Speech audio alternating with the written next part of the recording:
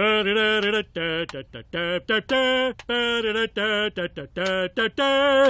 to the Annoyed Grunt Boys, and this is the 138th Simpsons podcast.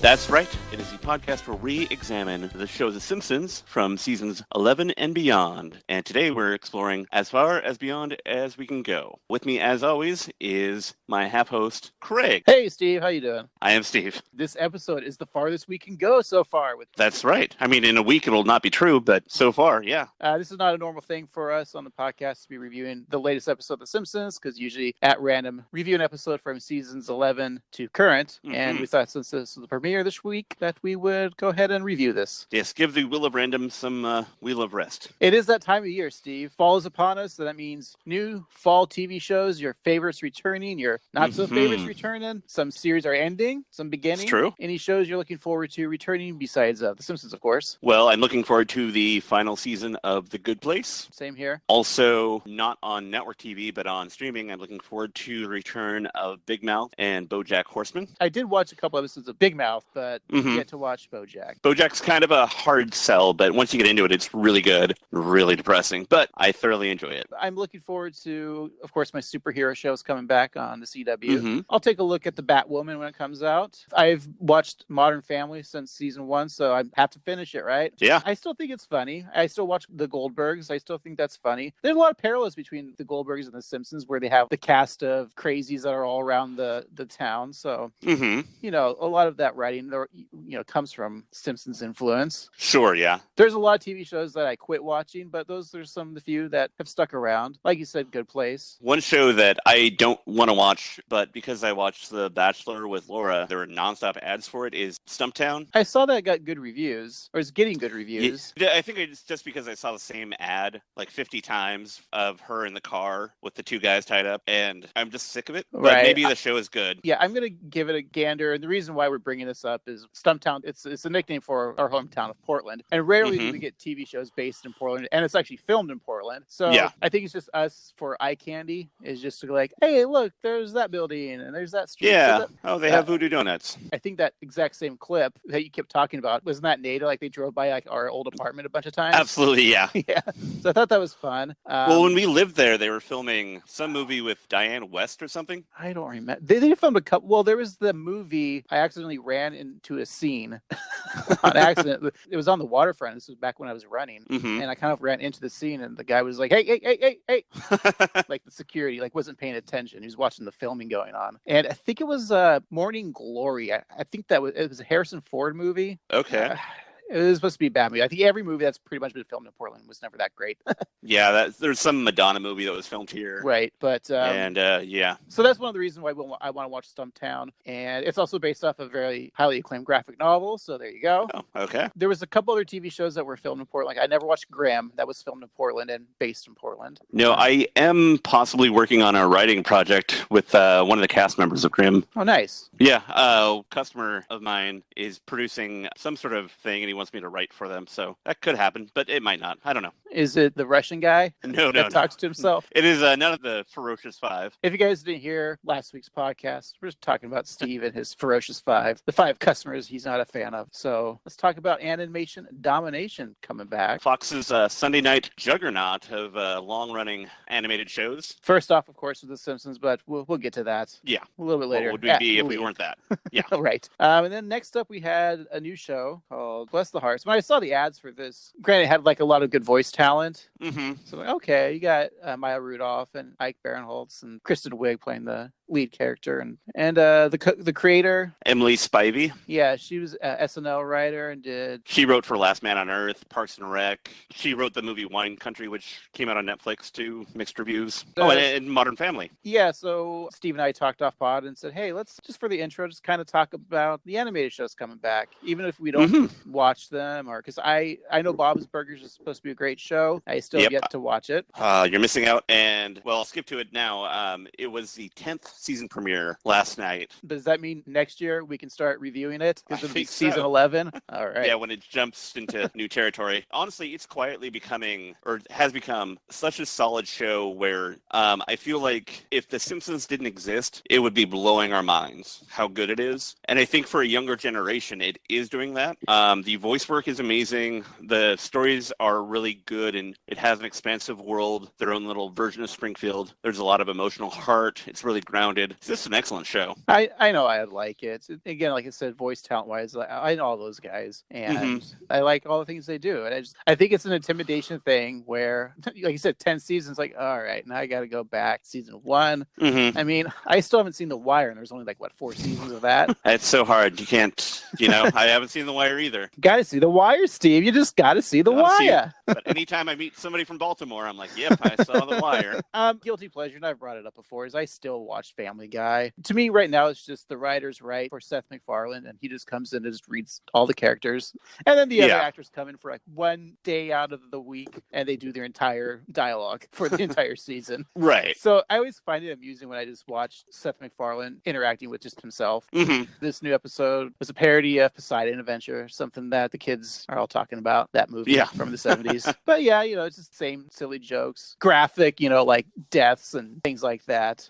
Disgusting kind of humor. But there you go. Yeah. So did you watch Bless the Hearts? Yeah, let's talk about that. Bless the Hearts. I did watch it. I did LOL a lot. I really liked the Beanie Babies references were funny from the 90s. Okay, that part was funny. Like the OJ one that made me laugh. Yeah, the Colin Powell Macarena. Right. And the way that the cast is just so stacked too. Like you have Drew Carver, Kumail Nanjiani. Yeah, Kumail as Jesus was pretty good. I like that. Yeah. I also liked Ike Barinholtz's character, and that interaction between him and her daughter, him building that really cool art studio. I thought that, okay, I could see where these characters and how they're building. Like he's not some deadbeat dude who just is, begging the daughter's mom. Yeah. He wants to be part of the family. And I thought it sounds cheesy, yeah.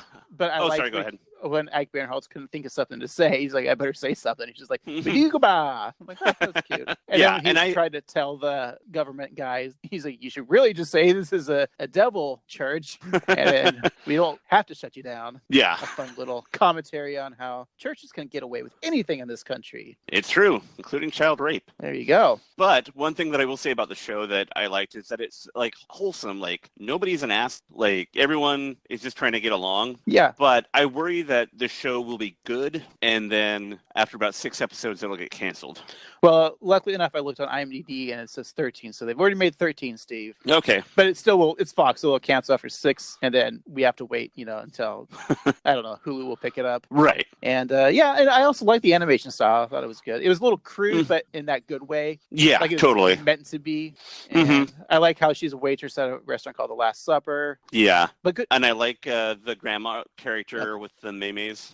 Maya Rudolph, yeah. Yeah. Voice talent, Kristen Wiig, like I said, former Simpsons voice for a couple episodes we've reviewed. But other than that, how about we talk about Matt Groening's successful new season of Disenchantment. Oh, yes. So season 2 came out about, like a week ago or so? About so, yeah. Yeah. And I've finished it today, actually. And I think you probably finished it a little bit before I did. What did you think of the season? The show's already been controversial because it's not like The Simpsons or Futurama. It's its own thing. It was built to be a binge show, to be one of these Netflix shows, and to have a long narrative. That being said, the first season really had that. And I felt like in this season, they had a couple episodes where you could almost just watch them as random, like The Simpsons, like we do. That's true. Yeah, that's a really good point. It's still had an arc, and I think I enjoyed season 2, I think, more than season 1.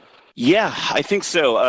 Watching the last 2 episodes today, especially, I was like, whoa, I felt so sucked in and so amazed. And, they literally went to hell and back this season. Spoiler alert. But yeah, I really think this show has grown. And frankly, I like that it's not like The Simpsons or Futurama. Right, it has its own thing. Yeah. So we don't need that. Right. And, I like the way that the world of the show has grown so much. And yeah, I thought it was a really solid season. So you have The Simpsons, which is the family sitcom, and you have Futurama, which is an office place sitcom. Mm-hmm. So what is this? I mean, I don't consider this a sitcom. I consider it is a dramedy. I mean, it's more on the comedy side. The dynamic between Bean and her dad, the relationship's there. Again, they do throw in funny references to Futurama or to Simpsons. Like that one time she picked up I forget who it was, picked up the troll doll, but it actually just looked like a crude Marge. Yeah. I mean, remember that scene. And then, of course, King's got an axe. So it's like my shiny metal axe. Which is great. And I like how his crown has a little antenna on it. What DiMaggio's there. So there's one episode that I thought of you, and I think you know which one I'm thinking of.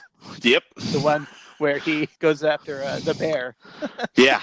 I gotta say, I was like, I think Steve likes this bear. I do like that bear. She was very attractive. We said a few episodes ago, Steve just wants his bear. Well, there it is. Yep, I like bears. Very curvy women. Very curvy in the right places there too. Yeah. Yeah. So I say Disenchantment season 2 is great, and I think this is actually season 2 part 1. I think this is true. Yeah, I think in January it's coming back. Okay. Yeah, because we went through those too fast. Yeah. Also, I just have to say I love how creepy the touchy guy with no eyes is. Oh, very. Yeah. Oh God, he's so weird looking and so creepy, and I love it so much. That's all. I just thought that he's great. All right, so there's our fall TV sort of review. Check out Disenchantment. We say go give Bless the Hearts a chance. But enough about that. Let's get into this day in history, September 29th, Steve. Alrighty. The day that this Simpsons episode aired. So, in 1789, the U.S. Army was first established with several hundred men. Steve, women, and children were not yet allowed in the Army in 1789. I think in 2019, children still are not allowed. Lazy bums.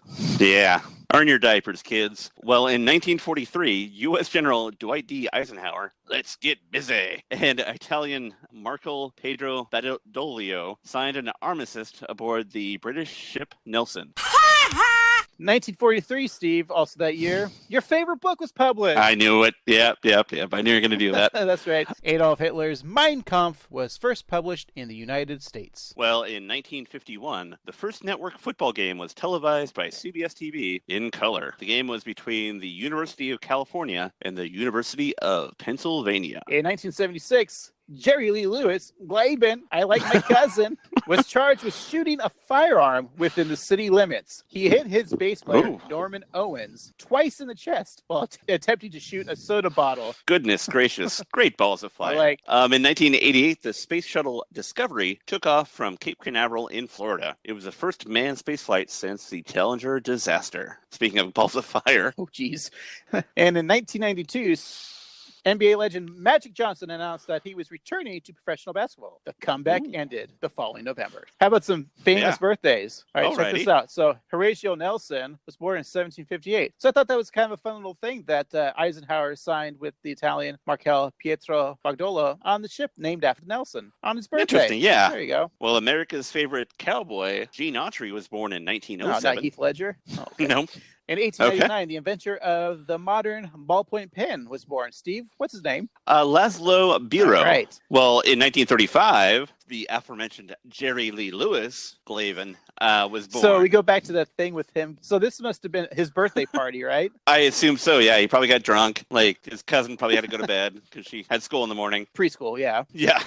You know what's funny about Jerry Lee Lewis? I always assumed he was dead. He's still alive. Are you serious? The only reason I know he's alive because I think he was hospitalized a few months ago. But he still goes around and tours, just that with that one song, I'm assuming. Yeah.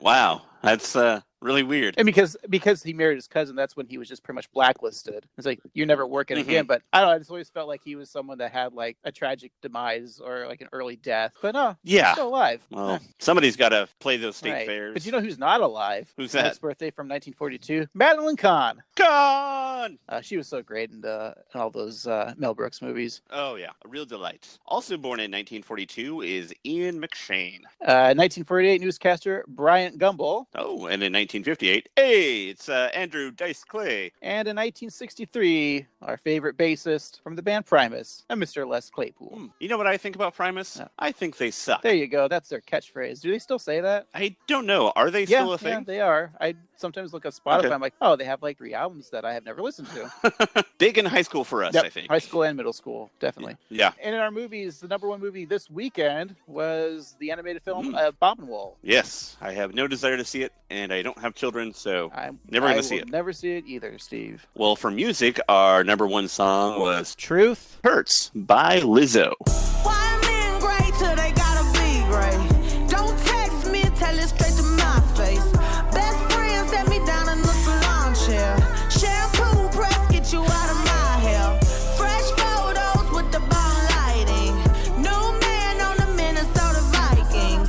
Truth hurts, needed something more exciting. Bum bum be dum be dum bum. But I haven't heard that song before. It's pretty funny. Yeah, it's very popular, especially among women. I know that my household has had their Lizzo fill for the past few months now. All right, well, good job, Lizzo. Also an accomplished flautist. Oh, that's cool. Oh, yeah. Yeah. I know who she is because I saw, wasn't she on like the VMAs and she was just like rocking out? You think her favorite band is Jethro Tull? I would assume They so, need to yeah. get those two together and just, rock out with a duet. Do some little aqualung. Oh, yeah. All right, Steve, let's get on with this week's episode. We're talking season 31, episode 1, the winner of our monetized content. When a video of Bart and Homer fighting goes viral, they begin a journey as social media celebrities. Lisa battles the school's new industrialized detention system, and Marge's just there. Yeah, she exists. All right, Steve, let's take a break and we'll come back and discuss this week's episode. Season premiere! Goodbyes. We just keep it pushing like aye. I'ma hit you back in a minute. I don't play tag, bitch, I've been it. We don't fuck with lies. We don't do goodbyes. We just keep it pushing like aye.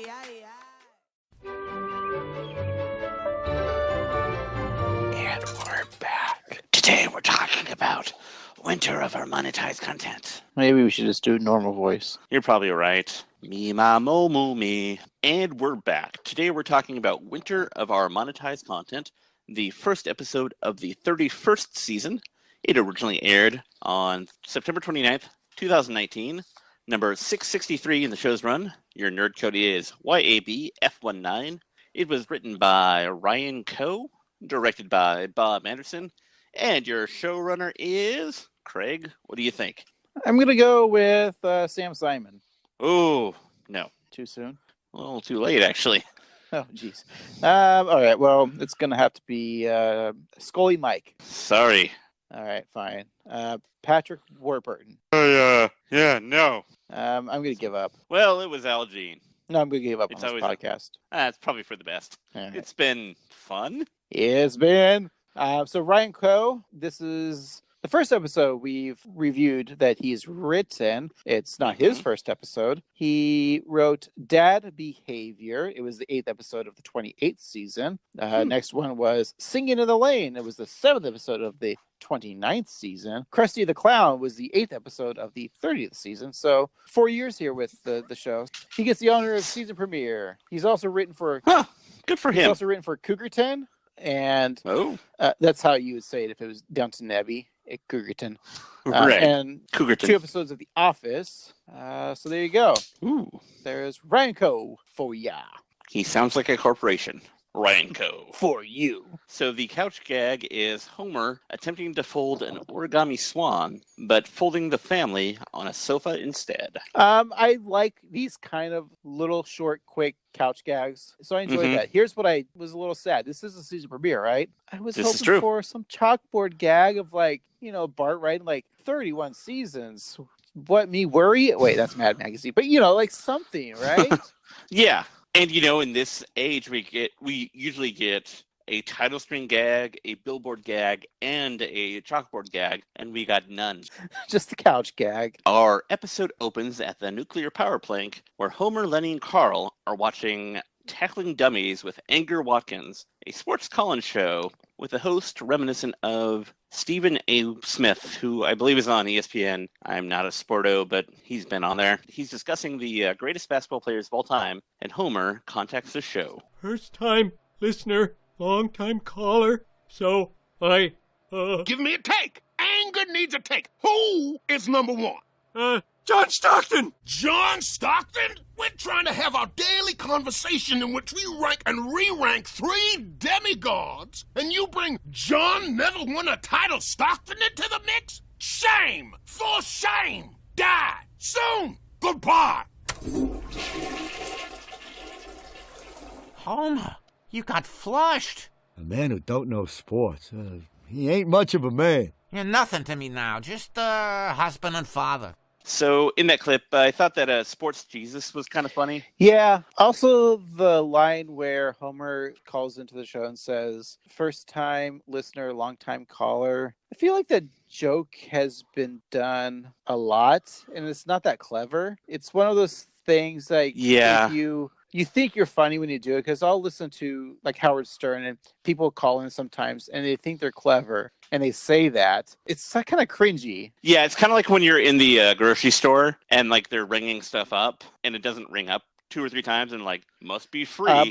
I can assure you that the people at the store hate that. And I hate doing it because I've done that before. I'm at the self-checkout and like, it's not scanning. Like, I guess it's free. The fact that you do it to yourself is hilarious. I gotta entertain myself somehow, right? Sure, you can't masturbate all day. Or can I? Anyway. So after being dejected by the host, Homer loses the respect of his friends. Marge then tries to console him with a cheer-up kebab made of a pizza slice, summer sausage, and cookie dough. She reminds him that there are idiots all over the internet, like us, and anyone could put on a show like us. Homer decides to create a call-in show of his own. Homer then has Marge build a congratulations kebab made of whatever appears to be corn dog, donut, chicken wing, and popsicle. So I like that Marge has the inner thoughts of don't tell him. She told him, knowing that her stupid husband will do the stupid thing that she suggests. Also, we've probably brought it up before. I don't want to make this like a disparaging thing, but I don't know like if something's going on with Julie Cavalier, like physically. It's just the Marge voice right now. It sounds detrimental to me. And like, is she okay? Yeah, I don't know. It does. I totally agree with you, though. It does sound very, very strained, very pained. It's like she smoked too much. And that tobacco throat is really getting to her. She should really just be vaping.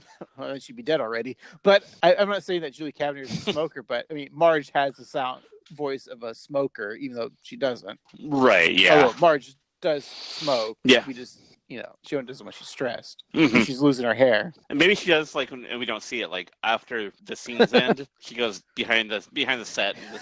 Well, this entire episode, she has really nothing to do except for make kebabs. Which, by the way, how would you do with kebabs? I like them. I'd do a mix of them and do like a pizza, chicken wing, cookie dough kebab. I would say that'd be my kebab. Cookie dough for the end, but yeah, I wouldn't mix and match them. But okay. Yeah.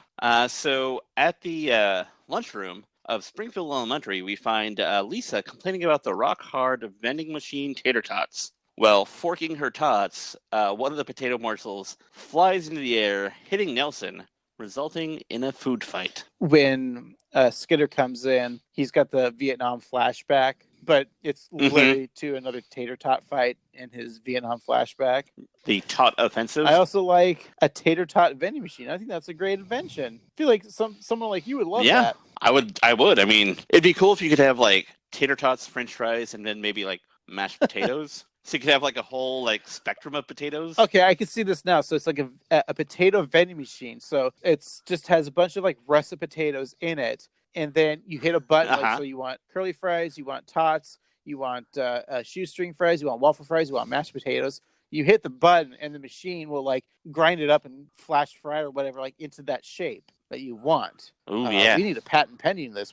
This is our invention, Steve. This will get us out of the podcast game. Our potato vending machine. Woo, finally, I'm gonna write myself right now. Let's move to Idaho and start a potato farm, and we'll build a machine, and it'll be the greatest thing ever. Yeah, all eyes on And us because potatoes have eyes. There you go. And we can go to Mars with Matt Damon and grow potatoes with our shit. That was such a funny movie. It certainly earned the Oscar for Best Comedy. Steve, this reference is 2 years old, much like many references in this episode. Good point. The nerds use math to best execute edible warfare. And when Super Nintendo Chalmers, he swallows an errant tot, and Skinner gives him the Heimlich maneuver, but it kind of looks like they're boning. Especially since Skinner takes off his shirt. I do like in the midst of the war, there's a scene where Willie gets hit in the head, and he's wearing a helmet by a potato, and he takes it off, and it gets beamed again. And that, to me, is the funniest scene from Saving Private Ryan.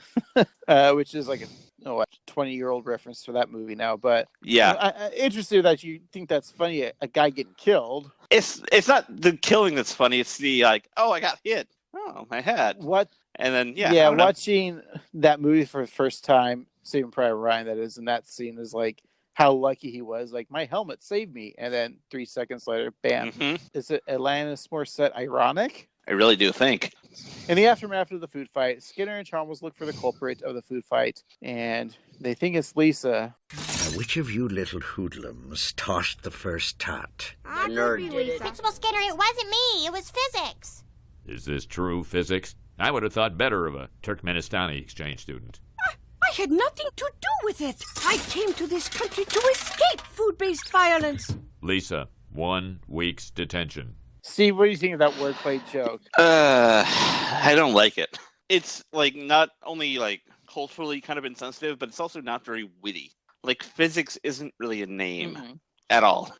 So Lisa gets detention, and then we get an homage to Making a Murderer, which is making a misbehavior, which The Simpsons kind of already did, and it's also about 2 years too late. Now, let's reference our podcast. About 2 podcasts ago, they did a Making a Murder parody with Itchy and Scratchy, right? From like a few seasons ago. I guess. I just don't think that Netflix show is that culturally relevant that you need to reference it But yet it seems again. like it's popular. I don't watch it. We then cut to Homer in the garage, setting up his web show, Walk Off Homer with Homer Simpson. As Homer rants sports nonsense, this mischievous side of Bart rears its ugly head. This is Homer Simpson, the rudest dude on the inner tube. They say Muhammad Ali was the greatest of all time, but he never fought Cassius Clay. What was he afraid of?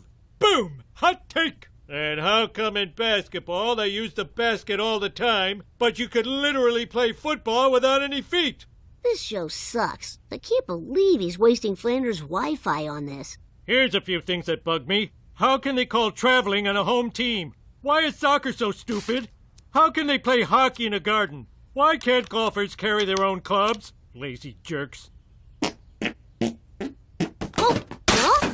Mouse poo! This whole gag of like Homer starting his own internet YouTube channel, but this whole like thing with him like ranting about like, why does hockey get to play in a garden? Why does hockey play in a garden? And this reminded me much of a Family Guy episode with Peter Griffin and his What Grinds My Gears. Oh, yeah. Which totally. happened, I think, like 10 years ago. That's what the vibe I got from that. Yeah, I agree. So I'm going to say this. Family Guy did it. Oh, take that, The Simpsons. So Bart changes Homer's backdrop to read Moose Poo, and as the backdrop falls, Homer chokes Bart with a garden hose and throws semi-gloss paint at him. Bart retaliates by spray painting his face, and then he redraws it, and covering his face in a bird seed bell, resulting in the raccoons going to town on him. This scene was very classic Simpsons. I also like Bart with the spray paint. What made him famous, of spray painting El Barto. He's got the skills. I also love the little meta thing with Homer drawing on his face and then having still with the angry eyebrows. Like, oh, look at the cute raccoons, even though he's got the angry face. Right. I also there's a little micro scene where before he chokes Bart out, he puts a spray nozzle on the hose and tries to spray him, and it doesn't work, so then he chokes him. I thought that was a nice little bit of animation. The video of them fighting spreads from Patty's Summit at the DMV Dedrick Tatum at the boxing ring, the audience of the Custody of the Crown show, even a newborn baby, and at a climate change discussion at the UN. Maybe Greta Thunberg was there, being all angry like Lisa, and she saw the video. That's a very timely joke, Steve. Yep, maybe even too timely that when this comes out, we won't remember it. But hopefully we do, because she's a good lady. She's fighting the good fight. I like when they were at the Krusty the Clown show, like, everyone was laughing. He was just like concerned of like, wait, why are people laughing? I haven't heard this before. Yeah, I thought that was a good joke. Yeah. And the newborn baby thing was, I saw that coming. It was just a little weird. Is that how long umbilical cords are, by the way? I don't know. I assume they're like 40 or 50 feet. Well, you know, if the umbilical cord is that long and he's a boy, oh, what a boy! What a boy! We weren't referencing the Simpsons. We're from Pennsylvania. What a boy! All right, well, that's our favorite Adam Sandler movie. What a boy! What a boy! Anyway, so as Marge begins to wash off the naked men of The Simpsons, Bart and Homer are visited by a hipster, played by one of today's best comedians, Jonathan Mulaney. Hello. Hashtag first impression. Oh my god, a hipster! March, bring him a microbrew! Quick! I'm on it! The alluvial hops really bring out the riparian bitterness. He likes it! I think. I did like it. My name's Warburton Parker. I'm a stranger to you. Why should you listen to me? You don't know my backstory. Well, here it is. As a child, my only friend was my computer. I was teased every day. Then I became a pro snowboarder, married a supermodel, went into tech, made a fortune, bought the factories where the kids who teased me's parents worked, and shut the factories down. Do you have a backstory? Once when I was 6, I ate a radio. I like you, but that won't get in the way. Let me cut to the chase. I make money from viral videos, and you two have gone viral. Raccoon in a revolving door viral. You know what's really weird, too, is like when John Mulaney comes in, because Bart and Homer are naked, but then like right after that, all of a sudden they're wearing swim trunks. Yeah, that is weird. I do like that line when he comes in with, oh no, hipster, quick, get him a craft beer. Get him a craft beer. Also, if I ever walk into a room, you can call me hipster all you want. If you hand me a craft beer, I'll take it. So yeah, also in that scene, Homer's eyes become emojis while Warburton Parker tells his backstory. So I was looking on Twitter today, and John Mulaney posted about he was on the show, and I'll just do the trivia right now. Matt Selman said that his name, Warburton Parker, is actually a reference to, it was cut out of the show. He's supposed to be like the great-great-grandson of Colonel Tom Parker, who is Elvis's manager, who wasn't really a colonel, just a very big character. And I thought it would have been funny, like, if they wanted to reference that, they should have done something like he's rear admiral, like a fake ring. Right. Some stolen valor, if you will. Because before that, I thought that it was a reference to Warby Parker, where you can try on 5 frames and get frames and lenses for under $99. They even donate a pair to those in needs. Hashtag not a sponsor. If you guys want to get some new pair of glasses, go to warbyparker.com/138, and we'll see you, because you'll see us. Hashtag not a sponsor. Here's like my biggest marks. I'm going to say 3 points off this episode is Homer and Bart doing the floss dance. Yeah. That's, as Fergie would say, that's 2000 and late from that song from 2007. Right. Fortnite much, anybody? Yeah, it just seems weird and dated. One of my favorite superhero movies that came out last year was Shazam, and that scene where Shazam is doing the floss, I'm like, that's going to really date this movie. You really shouldn't put culturally popular things at the moment into your things. And that's one of the things, like, pretty much the first 5 seasons of Simpsons did, is that's why they're kind of timeless. Is there's not many pop culture references. Yeah, and also back then, I feel like pop culture references kind of lasted longer. Right. So if you made like an O.J. Simpson joke or a Michael Jackson joke, it would be solid for 2 years, and even in the future, people would remember it. But I don't remember what happened 6 months ago. Our second act begins with the Simpsons boys reflecting on their views with Warburton. Wow, 5.7 million views. Wow, good, not great. That's the population of Colorado. Is that the Broncos one? It is. Oh. The question is, how much money have you made? Let's see, third quarter take. Factor in overhead. Of course, overhead. Projections. Apples to apples. Figure net profit. Got it. Nothing. The question was rhetorical, you idiots. Haha, sorry about the idiots thing. But what you need to do is monetize. Monetize! Monetize! Manuel. Wait, what are we talking about? One of the classic Homer taking a long time to register things. But I like how when they kept saying monetize, and then Homer going, monorail, and like I did burst out LL because Ryan Cho put into the like, hey, remember a good episode? It doesn't get any more classic than the Right. monorail episode, so it was nice of them to call I it also back. like when Homer goes up to the window when they're explaining things to him, like he's going to write down, like, okay, if we do this and this, it just writes down by paper. Also, By it's funny paper. because he writes it backwards. That's true, yeah. So I like that. So Mr. Parker then shows the supposed greatest internet video of all time.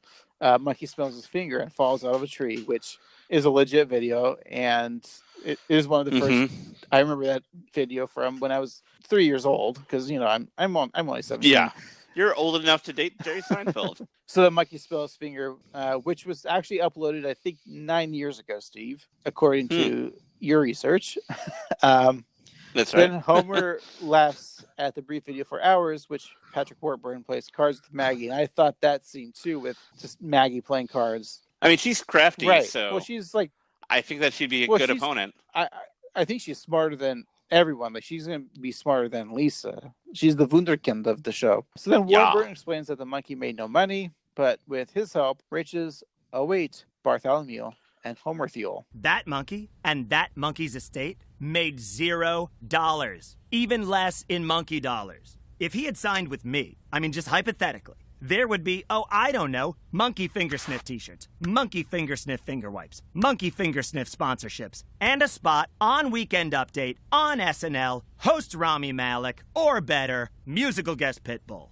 What this monkey didn't sniff was opportunity. Parker then sets up a video of the father and son fighting each other using Buzz Cola in logoed shirts, resulting in their first quarter profit. And Craig, we've been doing this podcast for, a few months now. We've probably made a quarter or two. We make at least a quarter every episode. Yeah, that sounds about right. We have enough in our podcast bank account to probably afford at least one Big Mac. Yeah, we could take all of our fans out for dinner. Meanwhile, in detention, Lisa is experiencing a group of people who should be having their morning meal, breakfast club, if you will. Look at us. The bully, the princess, more bullies, the Ralph, and me, the smart kid no one gets. Yet maybe by the end of the day, I'll realize this is just what I needed. This is what I needed to break through Lisa, you don't belong here. Oh, thank God. So long, delinquents. Your detention is being held in our new facility, The Rock. Welcome to the Remote On-Site Correctional Center. How can something be both remote and on-site? All right, Weisenheimer, you just earned yourself a day in the hole. The holistic obstinance lessening environment. So that's a weird reference to throw in, right? Like a Breakfast Club joke? Because that is, at this point, like 35 years old. I mean, they did the dances. I like it. She says Aunt Ralph. It turns out that due to school budget cuts, they've got outsourced detention and all other school activities also.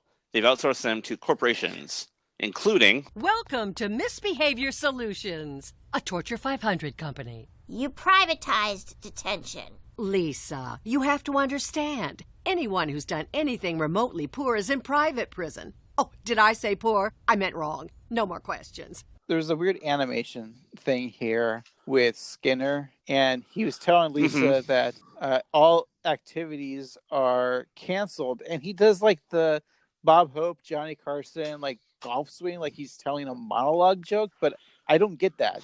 That is weird. Like, he's giving bad news to a student, and he's like, Is that a thing? I don't know. It struck me as weird. I do like how they make the jokes of like Iraq, and then it's the anagram. So there's a scene which could be timely. I was watching the news the other day, and when Skinner throws Nelson into the toilet, the loo, and to read the Goosebumps books and stuck in there. There is, I don't remember what state. I'm sorry, I didn't look this up, but this is just off the top of my head. I was watching the actual news, but it was national news. And a kid that had autism, the teacher put up a desk into a stall in the bathroom, and that's where he had. Yeah, that's where he had to do his. That's where they put him. And of course, they found out. And, the parents are suing the school and the teacher and principal. They're be under suspicion. But yeah, like it's funny that happened because like a week ago, I just saw that on the news story. I'm like, wow, that could be a timely thing, but obviously it's not. But yeah some kid with autism. What teacher thought that it was a good idea? Like nothing will come of this. Yeah, this seems like a good plan. Let's just throw him in there. Yeah. Ugh. So I thought that scene there with Nelson, and that's one of the reasons I'm bringing it up. Yeah, another prescient moment for The Simpsons. Ugh. At a dinner meeting, Bart and Homer learn from Warburton that they've earned $5,000 from their viral videos, which will help Homer buy a boat on November 3rd, 8/7 Central. Check it out on Fox. So do you think that's real or just a fun joke? I would like to think that it's real, but it's probably just a joke. So we have at least a month, literally a month. Mm-hmm. Yeah. To find out if that's true. So do we watch that episode, or I'll watch it. I'll tell you in the intro for that episode that week. Alrighty. Yeah. The Internet Guru has a plan for the Simpsons men to have their next fight at Utica Wild Thighs, which of course is a parody of it's a fun Buffalo gag. Wild Wings, as the company is looking to reset their image. For the really big money, I sold the location rights to your next fight. No. This needs to be a discussion. It's here in this fried chicken restaurant. End of discussion. You see, this place has an image problem. They've had 9 salmonella deaths and 1 fried pinky in the past week. Salmonella. So they want you to change the conversation. If there's a regional casual dining chain that needs my help, I'm there. My heroes. When Bart was throwing the fry oil, like the onion ring oil, like I just could feel that. I've never had oil thrown on my face, but God, that was so disturbing. No. Yeah, I've played around with deep fryers before, and it's kind of scary. Like, I'm just worried about burning my hands. You played around, you're like, so if I put my dick in here, what will happen? I'm going to turn this horn dog into a corn dog. They set up a stage fight using branded content, and they become more popular than the Marathon Diarrhea guy. I remember that one, too. That was my nickname in college, Marathon Diarrhea guy. He runs, and he's got the runs. As the father and son laugh at their success, they hold hands in a loving fashion. And as they come upon Moe's, Homer finds that his money is no good there, and Moe will do anything for him, resulting in the bar changing its name to Homer's. Well, a little more than I thought you'd ask for, but no, I respect the greed. Now I'm going back to my people. Hey, how you doing? I kind of like that quick joke of just like, all right. And Bart also finds benefits to internet fame as he is protected by the bullies. I do like that, crossing the street going, wee-woo, wee-woo. And what was it? Wiggins says, like, let's just give someone a gun and call it a weekend. I mean, that seems to be the solution to things these days. Anyways, back to the plot. Lisa discovers that the nefarious purpose of this corporation. They're packing detention with minor infractors. But why? Why do corporations do anything? To help society. We need you to make kitty license plates. I need 100 Caitlins, 100 Caitlins, and 1,000 Caitlins. Oh, my mom's picking me up. She'll be frantic. I feel like in that they really missed an opportunity for a Bort license plate joke. They've already referenced a classic thing with like the monorail, so might as well pay it off again and do a Bort joke. It'd be real easy. You are 110% 10% correct here. So I gave you the extra Thank you. 10. Because Lindsay kept saying, like, we need 1,000 of this, 1,000 of this. And she could have said, and we need 20 million of boards. And then, like, some kid in the background would be like, a license plate for me? Right? Like, yeah. Like you said, if they're calling back, do another callback, and we get our 2 callback jokes. 2 for Tuesday. So hashtag why not Bort? Why not Bort? Lisa strikes the forced labor because she knows about it from her history books, which ended in the 1930s. I did like that joke. Mm-hmm. As Bart comes home, he finds his father, and the two discover that they lovingly missed one another. Okay, they're hugging. Excuse me, but I thought the hate was real. I've not been so angry since I saw every Star Wars since the second. They are no longer my heroes. Kumiko, we are changing the Comic-Con costumes. We're going back to our old costumes. Sailor Moon and the Moon. Oh, a funny scene of his wife, Kumiko, wearing a Bart cosplay. And I like the joke at the end with him saying, like, we're going to do our different costume of, you'll be Sailor Moon and I'll just be the Moon. So, Steve, is that is that a thing that couples cosplay as, they have to cosplay as a couple? I don't know. I mean, we should talk about it next week. Our final act begins with the children of detention striking and Ken Brockman getting, like, all of the good lines of the episode. These Norma Raisinets refuse to back down. You can cut detention with a knife. In other news, the Pope has died. That's really funny to me. I love that part. As Nizzy Nagel scrambles to find a solution to the strike, Chalmers suggests that the teachers do the children labor, which they happily oblige. Plot ended. There we go. Meanwhile, the internet reacts to Homer and Bart potentially liking one another. Bart and Homer have cratered. I hate them, and So, because people think you like each other, you're has-beens. Yesterday's views. Deader than MySpace. 15 minutes of lame. Why are you still here around me? Please help us. It hurts so much to know that no one is clicking me or liking me. They might have no opinion. I can't live with that. May I make an original and groundbreaking observation that no one has ever said before? There is one thing that show business loves. Betty White? A comeback. We are going to put you out in front of some of the greatest influencers and taste makers alive. We will remake Bart and Homer brand What Do You Say to BHB2. Is it a drug? Lay it on me. It stands for Bart Homer Brand 2, you moron. Of course it is.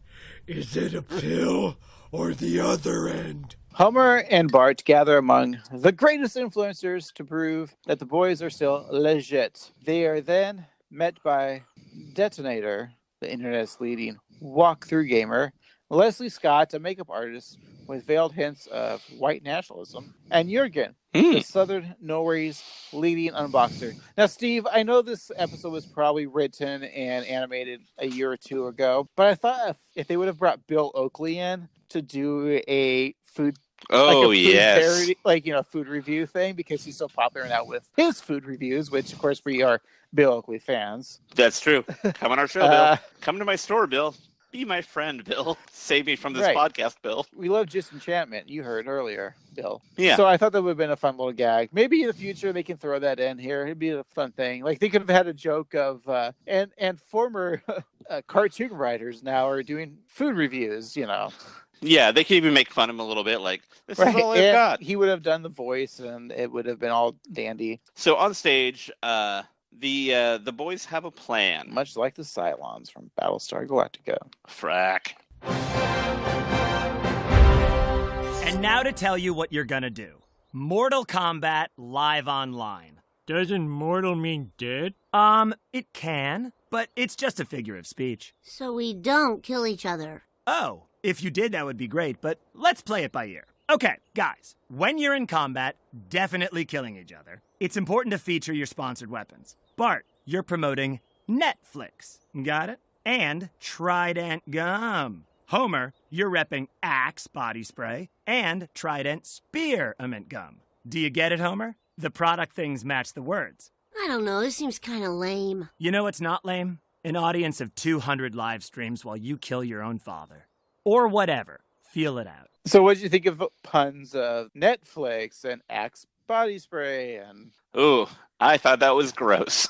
Because it, like, is like uncanny valley of, like, making fun of monetized content, but also being monetized content. So I basically went out after I watched this, bought some Axe body spray and some Trident gum, and I thought it was Netflix great. Because I'm the last person in the world not to have it. They need commercials. I know. The worst thing ever is when you turn on Netflix and they show the same 3-second clip of a TV show. Like, stop it. I don't want that. Yeah. It's not a commercial. It's just like, I don't need a preview. Like, what could this be? No, and also the bad bed music when they can't get the rights to the song. Funny. So it's like making a murder. Okay. Homer then meets the butt-sniffing monkey, and the fight begins. Ladies and gentlemen, YouTubers, Instagrammers, and homeless former Viners. You loved them in their smackdown at Panda Express. Then they hugged, and you were like, what? Homer and Bart Simpson. Do I smell fear? I'm not afraid of you. You're smelling the refreshing scent of Axe body spray. Dark temptation. The Simpsons men then realize that they don't want to fight, which angers the crowd. We then pan out to see Maggie watching the video happily, and she's the sole viewer. She's then watching Train Crash, No Survivors. Our feature ends with Homer on Walk Off Homer with guest star Anger Watkins. I want to say that the Maggie watching the train crash with no survivors, is this a social commentary to our kids these days, right? Because kids can access all these like weird... Yeah. They could probably access like beheading videos on you. I don't know. Well, let me ask you, would it be more comfortable for you if she's watching pornography? Honestly, it would be because it depends on the pornography. If it's like, no, it really is. Like, if you're watching just like, if the scene is like a couple like getting together, if it's like one of those like weird scenarios where it's like, oh, I'm cheating on your father with your daughter and your mother, you know, if it's like the incestual porn, that's messed up. Right. But if it's like, you know, like we've been dating for 6 months and this is our first time together and I'm using protection and I've read the Bible and even though we're not married, I still like to perform this act with you with your consent. And the female's like, I would accept your consent, and it's missionary. You don't see anything, and afterwards they cuddle and watch Full House. Oh, that's nice. It's still a baby watching pornography, but it's sweet. Oh, I didn't know we were talking about babies. Well, babies can watch whatever the fuck they want because they're not going to remember shit. Yeah, they'll probably get dropped eventually anyway. So that's how the episode ends. See, should we take a break and come back and give her a little full review? Sure. Hello,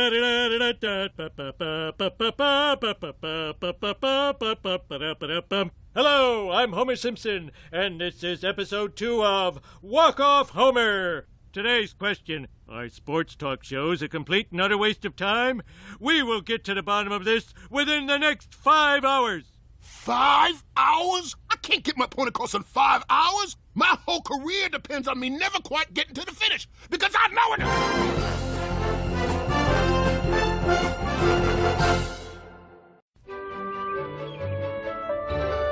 And much like Sir Mix-a-Lot wanted, we got back. Craig, let's do our quotes and our tattoos and our reviews. What do you think, Craig? Oh, I like that. That kind of rhymed there. We should do tats first, right? Yeah, I think so. All right. I had a couple ideas, but I'm just gonna give it out there right now with my favorite tattoo idea is when Homer Simpson was talking about his heroes and he had a little dream bubble and it had Ronald McDonald, the Colonel, the King from Burger King, and Jack in the Box as Mount Rushmore. I thought Mount Snackmore, if you will. That's a tattoo right there, the Mount Snackmore. I would replace probably the Burger King because I'm not a big Burger King with, well, Taco Bell doesn't have a mascot, but to me, the mascot from Taco Bell always was the Chihuahua. So you'll kill a Taco Bell, right? So that would be my tattoo. Homer's heroes, Mount Rushmore. That's a really good one. Better than mine. I would go with a naked Bart covered in paint. There's so many things to choose from this episode, and you chose a naked boy. Yeah. Steve, are you a priest? Maybe. Well, the Pope is dead, and they're looking for a new one. Speaking of which, favorite lines. I'm going to say that joke right there. I know it's a throwback to, like, you know, Camp Rockman doing lines like that. Like, you can tell the fake Pope by the by his profane language and his tennis shoes. But, and the Pope is dead. I think that's my favorite line of the episode. That's literally also my favorite line too. That Yeah. whole sequence was like, classic Simpsons joke, wins all the time. You could cut detention with a knife. Norma Raisinette, and then the Pope died. Yeah. So good that we agree on that. That's the best joke. These Norma Raisinettes refuse to back down. You can cut detention with a knife. In other news, the Pope has died. Let's just finish up with our final thoughts on this episode and review it here. I'll admit that the first time I watched this, I watched it blank-faced. Like everyone else. And I kind of was like, I don't enjoy this. It was kind of a waste of John Mulaney, who is so talented as a comedian, and on Big Mouth, he's great. And let's not forget how great he was as Peter Porker and Into the Spider-Verse, which he could have voiced the Spider Pig from The Simpsons. Oh, man. You're totally right, and that totally would have been great. But I will say that watching it multiple times after that, making notes, I kind of warmed up to the episode a little bit more, and some of the jokes kind of got better for me. Not the best episode, but not as awful as I initially thought it was. So I'm going to say, ranking it, your typical 12-ounce cup of tater tots from a vending machine holds roughly 24 tots, if they're standard size tots. I'm going to give it 8 out of 24 tots. No, I agree. Like, I watched it the second time, and I felt that the show was a lot better. But now I don't want to tell our fans or people that haven't watched this episode, like, you got to watch it 3 times, then you'll get it. I feel like a show shouldn't be that way. You're right. I did respect more of the jokes. Like I said earlier, felt like there was like some Family Guy jokes, especially with Homer doing his vlog. Mm-hmm. The Lisa plot line with the detention, that just fell flat for me. I mean, the only parts that were funny were Skinner and Chalmers, but other than that, like that, the whole plot seems forced. Like they just needed another. They needed a B plot. Yeah, and they could have came to us. Yeah, we would have done it. We would have told you. We would have had a plot with Lisa and Marge. So at least Marge gets to do something. Yeah, and Marge was really thrown away in this episode. And for a season premiere, too. You know what it kind of reminded me of with Bart and Homer really doing the story reminded me of season 10, Lord of the Dance, where Bart, where Bart and Homer do the grease business. But that was the B plot. But that seemed like it had more of a story than the actual B plot of this or the A plot. Right. And also they let Marge make knockoff Pepsi. That's kind of an interesting thing. Like the parallels between this premiere episode and that premiere episode. Is it a show that I'm going to watch on the FXX rewatch marathons? No. Yeah. Besides the Kent Brockman quote, that was pretty funny. And the Marge Inner Thoughts line, I like that. All right, you gave it out, Tater Tots. I'm going to give out of Seasons of Simpsons, because this is the season premiere of the 31st season. So this episode gets a 11 out of 31. Alrighty. Just like the episodes we can only review, 11 to 31. For a season premiere episode, it lacks the pomp and circumstance of, say, a Camp Krusty or Who Shot Mr. Burns Part 2. Or how about Homer Simpson versus the City of New York? Sure. How about Bart Gets an F? Or The Simpsons roasting on an open fire. The ultimate in season premieres. I don't know, let's say Homer's Barbershop Quartet? Sure.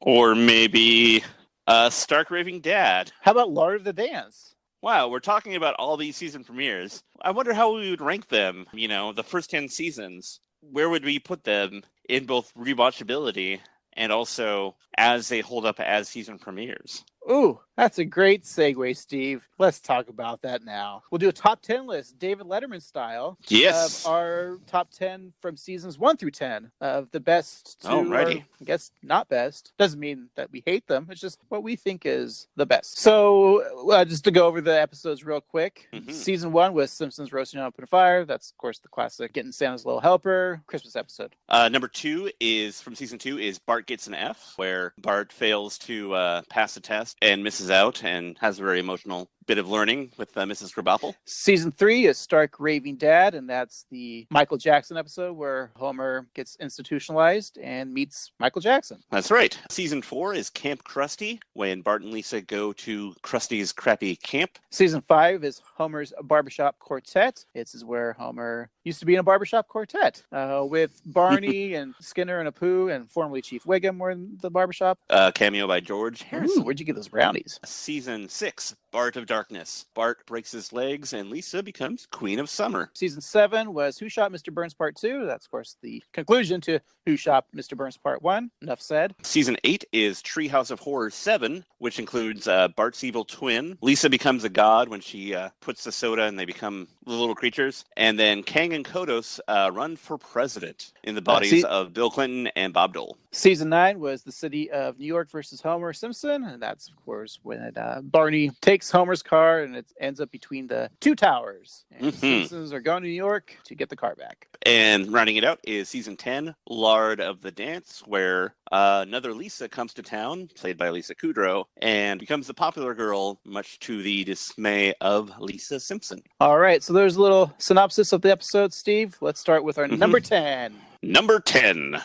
So my number 10 is from Season 9, The City of New York versus Homer Simpson. I'm not saying it's a bad episode. There's some slow jokes, crab juice, or Mountain Dew. I like the episode just fine, but this was a really good example of jerk-ass Homer, and I think it really kind of brought in that era of Homer becoming less a dumb, likable goof to becoming kind of a dick. And so this episode always stuck out in my mind as oh, Homer's changing, and I don't know how I feel about it. This was the beginning. I think a lot of fans do call this the jerk-ass Homer beginning, right? Mm-hmm. Yeah. No, I agree with you on everything there. It's not my number 10. Okay. It's very close, so I'm not going to argue or anything. All right. That's fine. My number 10 is going to be very controversial. Okay. Because it is actually a really good episode. It's just one that I never watch. And that is Who Shot Mr. Burns Part 2. Wow. It should be higher up, now that I'm thinking about it, because it has all the traits as a season premiere should have. We had a cliffhanger, and then we finally got to see the resolve of the cliffhanger. But wow, future friend of the show, Bill Oakley, is going to be real upset. I really don't go back and watch Who Shot Mr. Burns.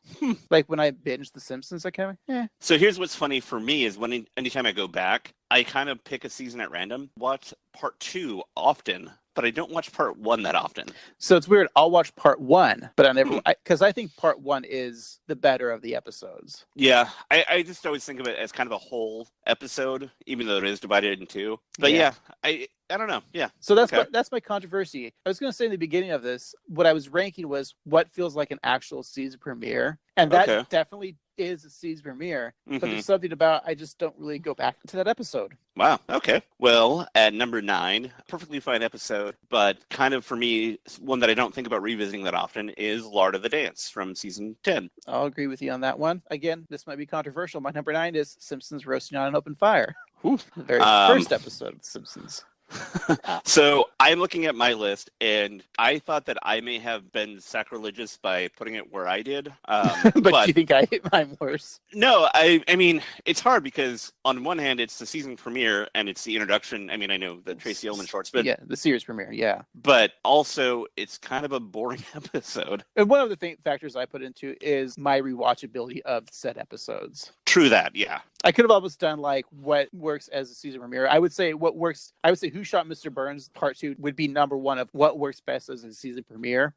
But I'm mostly thinking about my rewatchability. And it is number 9 would be the first episode of The Simpsons. I do watch it around Christmas time, just if I'm got Christmas stuff going on, if I'm decorating trees or whatever. Sure. I'll put that on in the background, but I'm not sitting down and eating popcorn and watching it. Yeah, plus it's hard to watch it in the middle of March or, not during Christmas time. Right. All right, Steve, your number 8? My number 8 is Stark Raving Dad, the Michael Jackson episode. Yeah, it has kind of controversy. Now, I think there's 2 episodes here where they don't really show in syndication now, and that's one of them, along with New York. Yeah, they actually around 2008 or 9, I think they started airing the New York episode again. But yeah, this one is now off most media. So what's your reasoning by number 8 for Stark Raving Dad? I like it, and it holds a place in my heart, but I don't want to watch it that often. Especially now with the whole more of the Michael Jackson things. It's hard to watch. Yeah. But Lisa Is Your Birthday still so catchy. It is. That's true. My number 8, we already talked about, was The City of New York versus Homer. Okay. My number 7 is Bart Gets an F. Again, it's season 2, so it's still good, but I feel like The Simpsons were still developing themselves. Mm-hmm. And while it is emotionally a good episode, it's not really funny. I'm trying to remember any like big jokes from the episode. Right. So that was your 7, right? Yeah.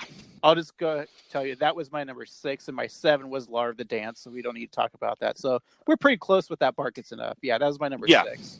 Okay. My number 6 is Simpsons Roasting on an Open Fire. As we talked about, it's fine. It's cool that it's the series premiere, but it is what it is. So I said Stark Raven Dad was number 5. Mm-hmm. My number 5 is Treehouse of Horror 7. All right. Well, I'll just say, let's talk about that, because my number 4 is Treehouse of Horror 7. So this kind of garnered in a trend that happened later on of the season premiere being the Treehouse of Horror, which they did for a little while. Mostly because of a baseball schedule, because that's when the World Series would happen. So it would always kind of come down to that. That's the Treehouse of Horror 7 is maybe it's the top 3 Treehouse of Horrors, definitely. The Lisa Simpson with building the community, or, the microscope universe. I always loved that one. Yeah, it was a lot of fun. It probably is number 3 of Treehouse for me. What was your 4? My number 4 was Homer's Barbershop Quartet. Really classic episode, a lot of laughs, good rewatchability. So kind of like solidly in the middle. I'm going with number 3 is Camp Krusty. Oh, me too. Oh, we agreed. So it's obviously in the top 3.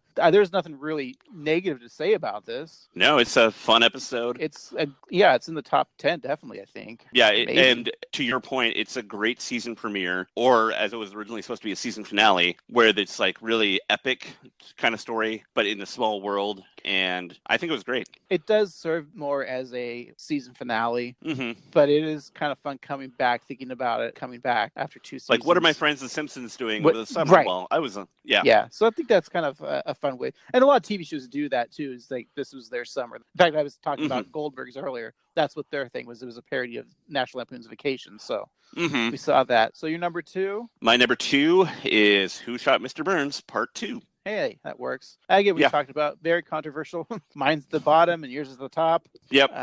My number 2, which I know is your number 1. Yep. It's Bart of Darkness. And let's get that, because I said my number 1, Homer's Barbershop Quartet. Okay. But Bart of Darkness and Homer Shop's Quartet were really fighting it out, because I don't know which one I like more. Yeah. Homer's Barbershop Quartet is really, it's a classic episode, and I'd probably put it in at least my top 15, maybe even my top 10. But you're right. Maybe Bart of Darkness is my number 1. But I think I watched Barbershop a little bit more than I watched Bart of Darkness. Yeah, I just think about the jokes and Bart's play, Kippers for Breakfast, Classic Krusty, and that's all in like 2 minutes of the show, like back to back. The beginning of that episode. Just jokes after jokes after jokes. That's a very joke heavy. Steaming Hot, Ginger Ale, Texas Chili. It also Queen of Summer. Yeah. It also, like you said earlier with Camp Krusty, it has that same like great intro for a season. It's like, what are my friends doing this summer? Or, that kind of feeling. Very respectable list from you. I think mine's going to have some controversy with me putting Who Shot Mr. Burns at the last. No, I think that your list makes sense. And we should post these up on the Twitters. And fans, let's know your list of your top 10 season premieres from the first 10 seasons. Right. And like I said, none of these I hate. No, me neither. They're all fine episodes. In fact, Who Shot Mr. Burns Part 2 is better than Law of the Dance. And City of New York versus Homer Simpson. But it's I feel like I have to justify my Who Shot Mr. Burns. It's just, I think you're okay. It's okay. I don't watch those episodes because I don't hate it locally. Anyways, that being said, Steve, should we find out what we're watching next week? Because we'll go back to normal.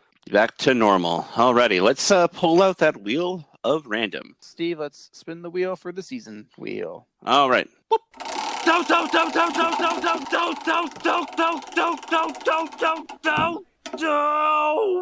We are watching season 25. Season 25. All right, let's spin for the episode number. Boop, boop.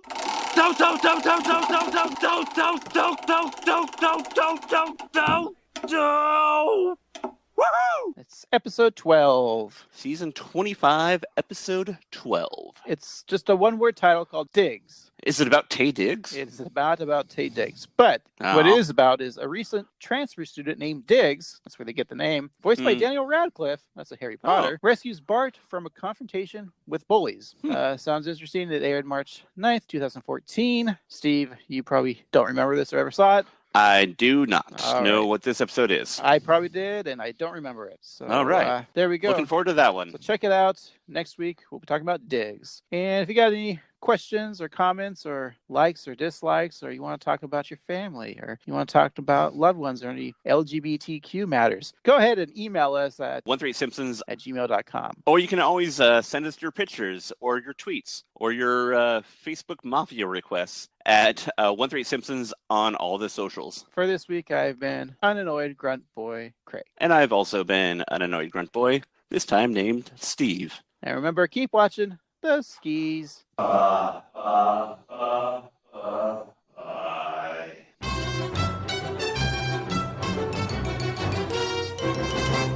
the hell's your problem?